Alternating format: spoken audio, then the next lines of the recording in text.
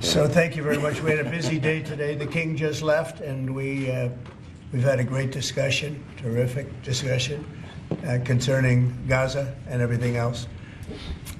We had discussions also about Saturday at 12 o'clock. It's going to be a big moment. We'll see what happens. I don't expect much happening with these people, but we'll see what happens. And we're going to be signing a very important deal today. It's Doge, and I'm going to ask Elon to tell you a little bit about it and some of the things that we found, which are shocking. Billions and billions of dollars in waste, fraud, and abuse. And I think it's very important. And that's one of the reasons I got elected. I say we're going to do that. Nobody had any idea it was that bad, that sick, and that corrupt. And it seems hard to believe that judges want to try and stop us from looking for corruption, especially when we found hundreds of millions of dollars worth, much more than that, in just a short period of time. And we want to weed out the corruption. And it seems hard to believe that a judge could say, we don't want you to do that. Well, so maybe we have to look at the judges, because that's very serious. I think it's a very serious violation. I'll ask Elon Musk to say a few words, and we'll take some questions. Elon, go ahead. Sure. So at a high level, if you say what is the goal of Doge, and I think a significant part of the presidency is to restore democracy. This may seem like, well, aren't we in a democracy? Well, if you don't have a feedback loop, okay, we'd have to, if you sorry. So, tell you, gravitas can be difficult sometimes. If there's not a good feedback loop from the people to the government, and if you have rule of the bureaucrat, or if the bureaucracy is in charge, and then what meaning does democracy actually have? If the people cannot vote and have their will be decided by their elected representatives in the form of the president and the Senate and the House, then we don't live in a democracy. We live in a bureaucracy. So it's incredibly important that we close that feedback loop, we fix that feedback loop, and that the public's elected representatives, the president, the House, and the Senate, decide what happens, as opposed to a large unelected bureaucracy. This is not to say that there are good people who are in the federal bureaucracy, but you can't have an autonomous federal bureaucracy. You have to have one that is responsive to the people. That's the whole point of a democracy. And if you looked at this, if you looked at the founders today and said, what do you think of the way things have turned out? Well, we have this unelected, fourth unconstitutional branch of government, which is the bureaucracy, which has, in a lot of ways, currently more power than any elected representative. And this is not something that people want, and it does not match the will of the people. So it's just something we've got to fix. And then we've also got to address the deficit. So we've got a $2 trillion deficit, and if we don't do something about this deficit, the country's going bankrupt. I mean, it's really astounding that the interest payments alone on the national debt exceed the Defense Department budget, which is shocking, because we spend a lot of money on defense. But if that just keeps going, we're essentially going to bankrupt the country. So what I really want to say is, like, it's not optional for us to reduce the federal expenses. It's essential. It's essential for America to remain solvent as a country, and it's essential for America to have the resources necessary to provide things to its citizens and not simply be servicing vast amounts of debt. And also, could you mention some of the things that your team has found, some of the crazy numbers, including the woman that walked away with about 30 million, right, etc.? Well, we do find it sort of rather odd that there are quite a few people in the bureaucracy who have ostensibly a salary of a few $100,000, but somehow manage to accrue tens of millions of dollars in net worth while they are in that position, which is, what happened at USAID. We're just curious as to where it came from. Maybe they're very good at investing, in which case we should take their investment advice, perhaps.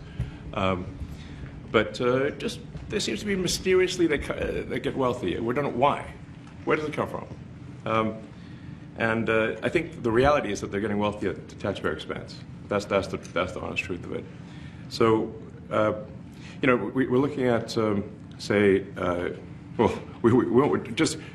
if you look at, say Treasury, for example, basic controls that should be in place, that are in place in any company, such as making sure that any given payment has a payment categorization code, that there is a comment field that describes the payment, and that if a payment is on the do not pay list, that you don't actually pay it. None of those things are true currently. So the reason that departments can't pass audits is because the payments don't have a categorization code. It's like just a massive number of blank checks just flying out the building. So you can't reconcile blank checks. You've got comment fields that are also blank, so you don't know why the payment was made.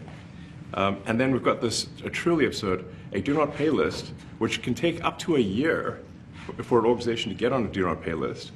And this, we're talking about terrorist organizations, we're talking about known fraudsters, known aspects of waste, known things that do not match any congressional appropriation, can take up to a year to get on the list, and even once on the list is not used. It's mind-blowing. So what we're talking about here, we're really just talking about adding common sense controls that should be present, that haven't been present. So you say, like, well, how could such a thing arise? That seems crazy. When you understand that really everything is geared towards complaint minimization, so then you understand the motivations. So if people receive money, they don't complain, obviously. But if people don't receive money, they do complain. And the fraudsters complain the loudest and the fastest. So then when you understand that, then it makes sense. Oh, that's why everything they approve all the payments at Treasury. Because if you approve all the payments, you don't get complaints. But now we're saying that, no, actually, we are going to complain. If money is spent badly, if your taxpayer dollars are not spent in a sensible and frugal manner, then that's not okay. Your tax dollars need to be spent wisely on things that matter to the people. I mean, these things, it's just common sense. It's not draconian or radical, I think. It's really just saying, let's look at each of these expenditures and say, is this actually in the best interest of the people? And if it is, it's approved. If it's not, we should think about it. So, there's crazy things like just cursory examination of Social Security, and we've got people in there that are 150 years old. Now, do you know anyone who's 150? I don't. Okay. They should be on the Guinness Book of World Records. They're missing out. That's a case where, I think they're probably dead. It's my guess. Or they should be very famous, one of the two. And then there's a whole bunch of Social Security payments where there's no identifying information. Well, why is there no identifying information? Obviously, we want to make sure that people who deserve to receive Social Security do receive it, and that they receive it quickly and accurately. I'll tell you another crazy thing. So, one of the things is we are trying to sort of right-size the federal bureaucracy, just make sure that this. Obviously, there need to be a lot of people working for the federal government, but not as many as currently. So we're saying, if people can retire, with full benefits and everything, that would be good. They can retire, get their retirement payments, everything. And then we were told, this is actually, I think, a great anecdote, because we were told the most number of people that could retire possibly in a month is 10,000. We're like, well, why is that? Well, because all the retirement paperwork is manual on paper. It's manually calculated, then written down on a piece of paper. Then it goes down a mine. And I'm like, what do you mean a mine? Yeah, there's a limestone mine where we store all the retirement paperwork. And you look at a picture of this mine. We'll post some pictures afterwards. And this mine looks like something out of the 50s because it was started in 1955. So it looks like it's like a time warp. And then the speed, the limiting factor is the speed at which the mine shaft elevator can move determines how many people can retire from the federal government. And the elevator breaks down sometimes, and then nobody can retire. Doesn't that sound crazy? There's like 1,000 people that work on this. So I think if we can take those people and say, you know what, instead of working in a mine shaft and carrying manila envelopes to boxes in a mine shaft. You could do practically anything else, and you would add to the goods and services of the United States in a more useful way. So anyway, so I think that's an example. Like at a high level, if you say like, how do we increase prosperity? Is we get people to shift from roles that are low to negative productivity to high productivity roles. And so you increase the total output of goods and services, which means that there's a higher standard of living available for everyone. That's the actual goal. Everyone's very quiet. Are people normally this quiet? Your detractors, Mr. Musk, what? including a lot of Democrats. I have detractors? You do, sir. I don't believe it. Say that you're orchestrating a hostile takeover of government and doing it in a non-transparent way. What's your response to that criticism? Well, first of all, you couldn't ask for a stronger mandate from the public. The public voted. We have a majority of the public voting for President Trump. We won the House. We won the Senate. The people voted for major government reform. There should be no doubt about that. That was on the campaign. The president spoke about that at every rally. The people voted for major government reform, and that's what people are going to get. They're going to get what they voted for. And a lot of times, people that don't get what they voted for, but in this presidency, they are going to get what they voted for. And that's what democracy is all about. Mr. Musk, the White House says that you will identify and excuse yourself from any conflicts of interest that you may have. Does that mean that you are, in effect, policing yourself? What are the checks and balances that are in place to ensure that there is accountability and transparency?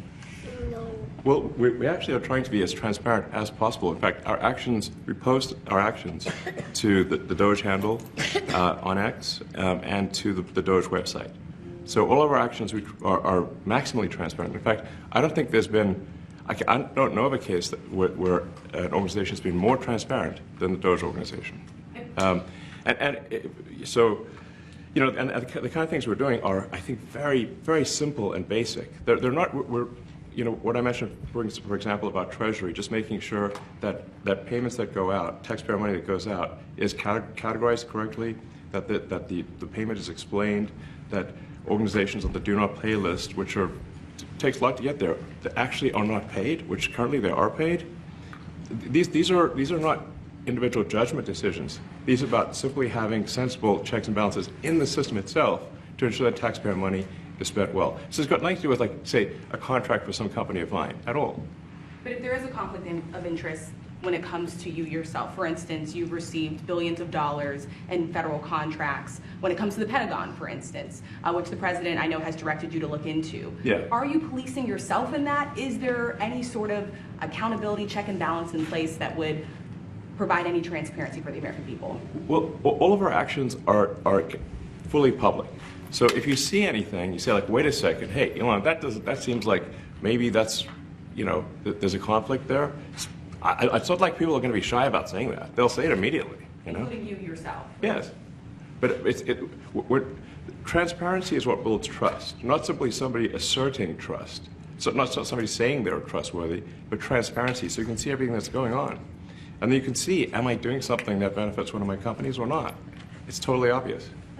And if we thought that, we would not let him do that segment or look in that area. If we thought there was a lack of transparency or a conflict of interest. And we watch that also. He's a big businessman. He's a successful guy. That's why we want him doing this. We don't want an unsuccessful guy doing this.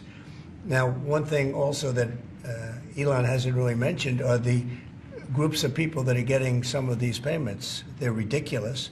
And we're talking about billions of dollars that we've already found. We found fraud and abuse. I would say those two words as opposed to the third word that I usually use, but in this case, fraud and abuse.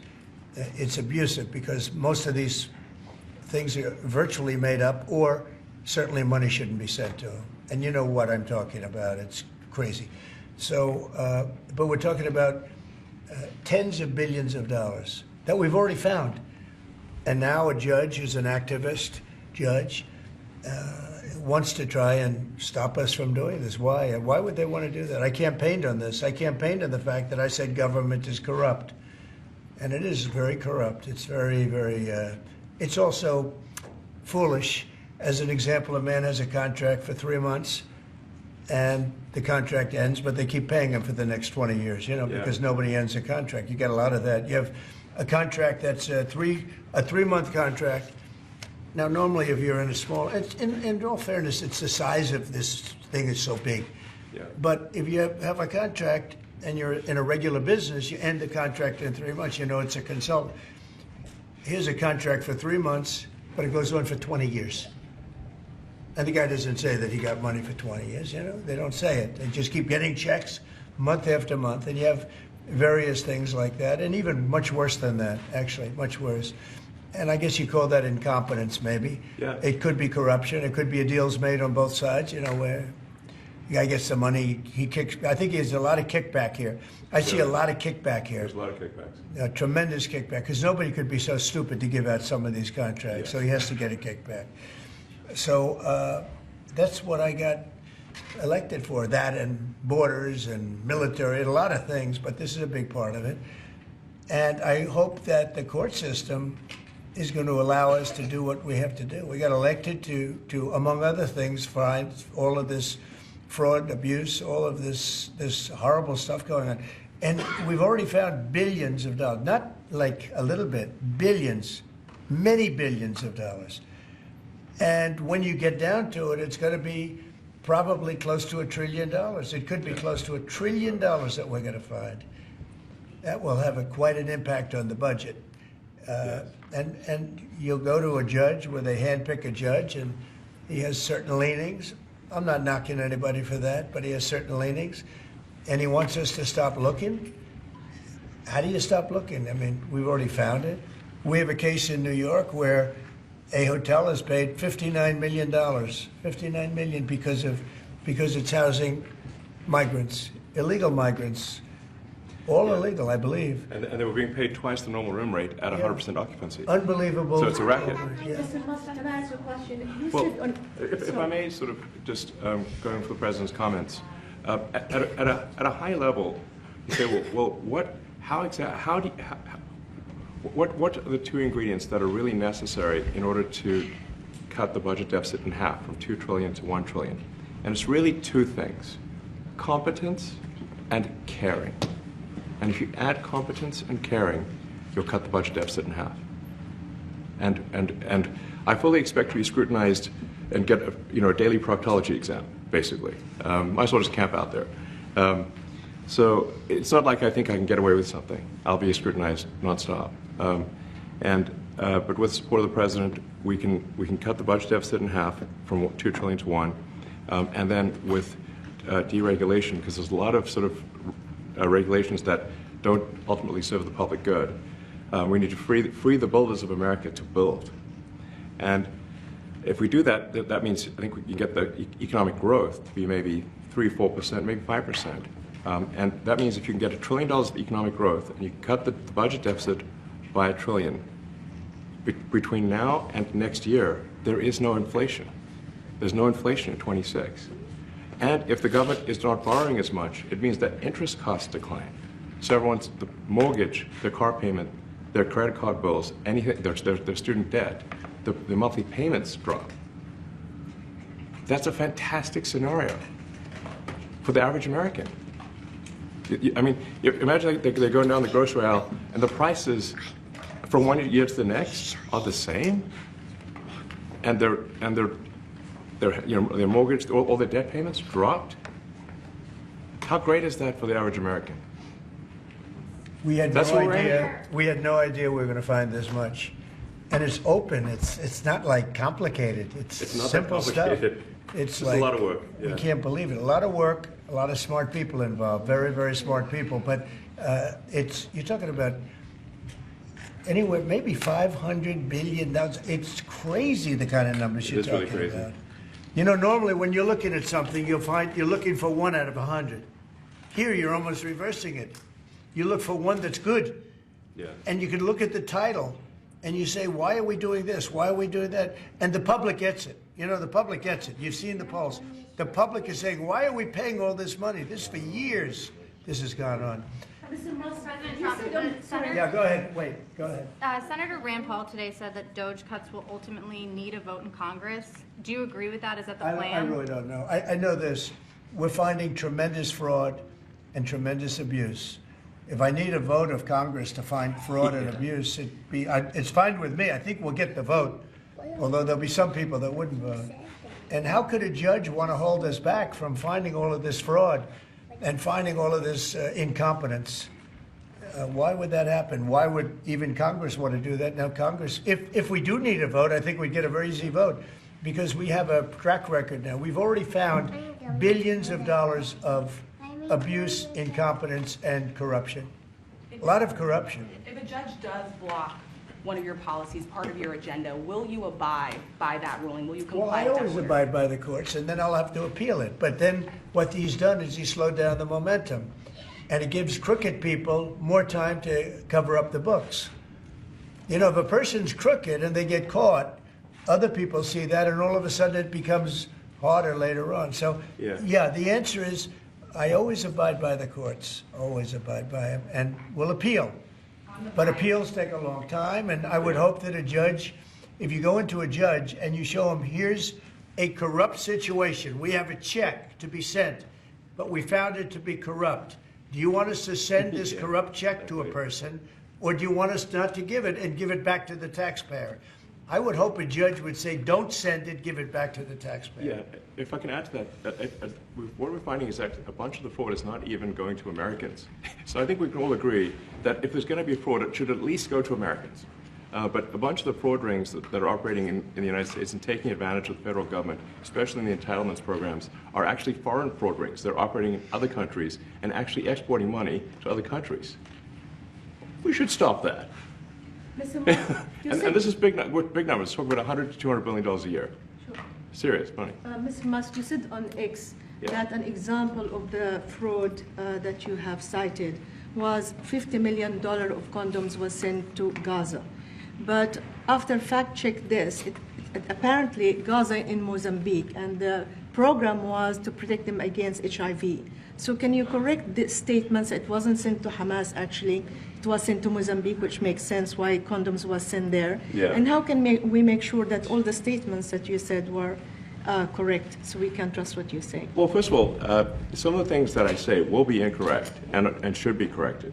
So nobody's going to bat 1,000. I mean, we will make mistakes, but we'll act quickly to correct any mistakes. I'm not sure we should be sending $50 million worth of condoms to anywhere, frankly. I'm not sure that's something Americans would be really excited about.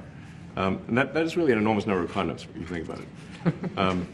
But if it went to Mozambique instead of Gaza, I'm like, okay, that's not as bad, but still, why are we doing that? Mr. Musk, can you talk a little bit about how closely you're working with agency heads as you're directing these cuts? Do they have how much input do agency heads have when you're making these decisions? Yeah, we work closely with the agency heads, there are sort of checks in place. So it's not just us just going in and doing things willy-nilly. It's in partnership with the agency heads, and I check frequently with the president to make sure that this is what the president wants to have happen. So we talk almost every day, and I double check things to make sure, is this something, Mr. President, you want us to do this? Then we'll do it.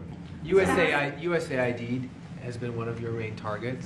Are you concerned at all that some of the cuts or that shutting that agency altogether may lead to diseases or other bigger problems starting in other countries that then come to the United States? Yeah, so that's an interesting example. So that's something where we work closely with the State Department and Secretary Rubio. And we have, for example, turned on funding for Ebola prevention and for HIV prevention. You left that, you said? Yes, correct. And we are moving fast, so we will make mistakes, but we'll also fix the mistakes very quickly. So, do you see it as a worthy cause, USAID? I think that there are some worthy things, but overall, if you say what was the bang for the buck, I would say it was not very good. And there was far too much of what USAID was doing was influencing elections in ways that I think were dubious and do not stand the light of day. I can just ask a follow-up to the Pentagon contracts. If you have received billions of dollars in contracts from the Pentagon, and the president's directing you to look into the Department of Defense, is Yes, that which we a definitely need conflict to of do and interest? are going to do at the president's request. Does that present a conflict of interest for you? No, because you'd have to look at the individual contract and say, first of all, I'm not the one, filing the contract. It's people at SpaceX or someone who will be putting for the contract. And I'd like to say, if you see any contract where where it was awarded to SpaceX and it wasn't by far the best value for money for the taxpayer, let me know, because every one of them was. The president said the other day that you might look at treasuries. Could you explain that a little bit? What kind of fraud, and that question goes to both of you, what kind of fraud are you expecting to see or do you see right now in U.S. treasuries? Yeah, I think you mean the Treasury Department as opposed to Treasury bills. Or You also referenced treasuries on Air Force One the other night. Go ahead.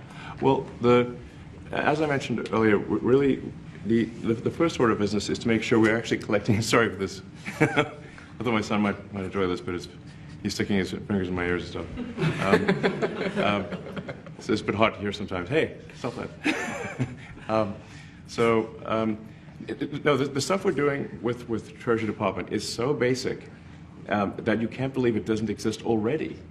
So for example, like I mentioned, just making sure that when a payment goes out, it has to have a payment categorization code. It's like, what type of payment is this? You can't just leave the field blank. Currently, many payments, the field is left blank. And you have to describe what's the payment for, some basic rationalization. That also is left blank. So this is why, the Pentagon, when's the last time the Pentagon passed an audit? I mean, a decade ago, maybe? Ever? Really? And we want to, just in order to actually pass audits, you have to have financial information that allows you to trace the payments. And once in a while, the Treasury has to pause payments if it thinks the payment is going to a fraudulent organization. If a company or an organization is on a do not pay list, we should not pay it. I'm sure you would agree. Like, if it's quite hard to get on that payment, the do not pay list, it means that this is someone that is like dead people, terrorists, known fraudsters, that kind of thing. We should not pay them. But currently we do, which is crazy. We should stop that. Many transactions. And by the way, hundreds, thousands of transactions like that. We have a big team. And for the sake of the country, I hope that the person that's in charge and the other people that report to me that are in charge are allowed to do the right thing, namely make sure everything's honest, legitimate, and competent. But we're looking at just, when you look at USAID, that's one. We're going to look at the military. We're going to look at education. They're much bigger areas.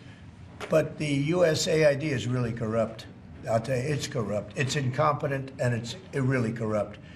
And I can't imagine a judge saying, well, it may be corrupt, but you don't have the right. You got elected to look over the country and to, as we say, make America great again, but you don't have the right to go and look and see whether or not things are right that they're paying or that things are honest that they're paying. And nobody can even believe this. Other people, law professors, they've been saying, how can you take that person's right away? You're supposed to be running the country, but we're not allowed to look at who they're paying it to and what they're paying. We have massive amounts of fraud that we caught. I think we probably caught way over a lot of billions of dollars already in, 2 weeks? Yes. And it's going to go to numbers that you're not going to believe. And much, as I said, much is incompetence and much is dishonesty. We have to catch it. And the only way we're going to catch it is to look for it. And if a judge is going to say you're not allowed to look for it, that's pretty sad for our country. I don't understand how it could even work. On the buyout program, can you personally guarantee that? Which one? The buyout program, the operative federal workers.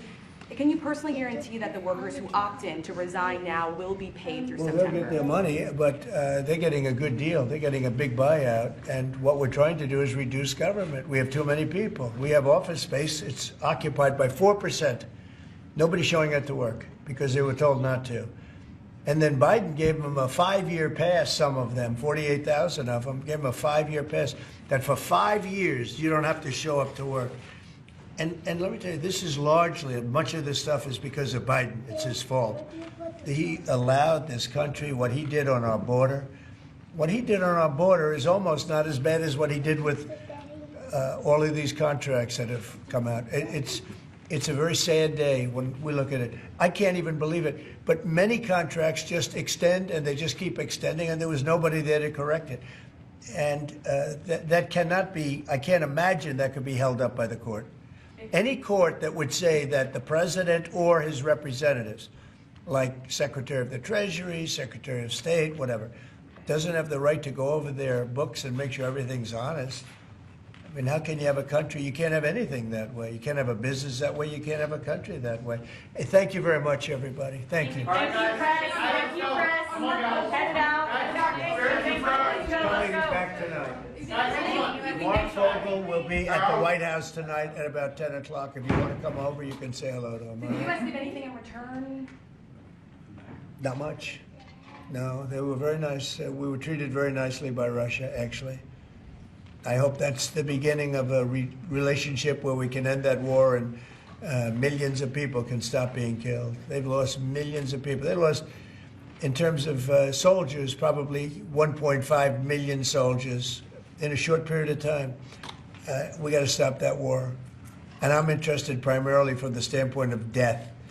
We're losing all those soldiers. And they're not American soldiers, they're Ukrainian and Russian soldiers.